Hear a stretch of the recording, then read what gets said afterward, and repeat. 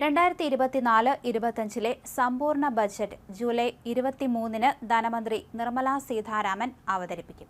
പാർലമെന്റിന്റെ ബജറ്റ് സമ്മേളനം തൊട്ടുതലേന്ന് ആരംഭിക്കുമെന്ന് കേന്ദ്ര പാർലമെന്ററി കാര്യ മന്ത്രി കിരൺ റിജിജു അറിയിച്ചു. ഓഗസ്റ്റ് 12 വരെയാണ് സമ്മേളനം.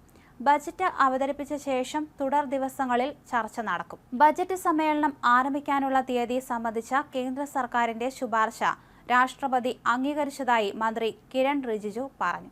ഈ വർഷം ഇത് രണ്ടാമത്തെ ബജറ്റാണ് നിർമ്മല സീതാരാമൻ അവതരിപ്പിക്കാനിരിക്കുന്നത്. ലോക്സഭാ തെരഞ്ഞെടുപ്പിന് മുമ്പായി ഈ വർഷം ആദ്യത്തിൽ ഇടക്കാല ബജറ്റ് അവതരിപ്പിച്ചിരുന്നു. 23ാമത് തന്റെ 7ാം ബജറ്റ് അവതരിപ്പിക്കുന്നതോടെ നിർമ്മല സീതാരാമൻ ഏറ്റവും കൂടുതൽ ബജറ്റ് അവതരണം നടത്തിയ മൊറാർജി ദേശായിയുടെ പേരിലുള്ള റെക്കോർഡ് മറികടക്കും.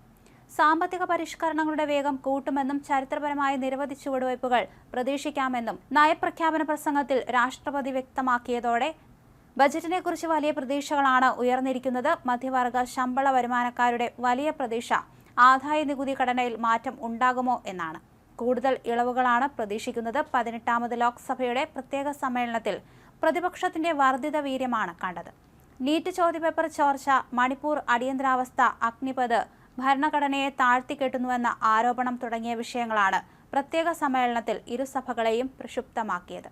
നീറ്റ് അടക്കമുള്ള ചില ബജറ്റ് സമ്മേളനത്തിലും പ്രതിഷേധത്തിന് വഴിവെച്ചേക്കാം.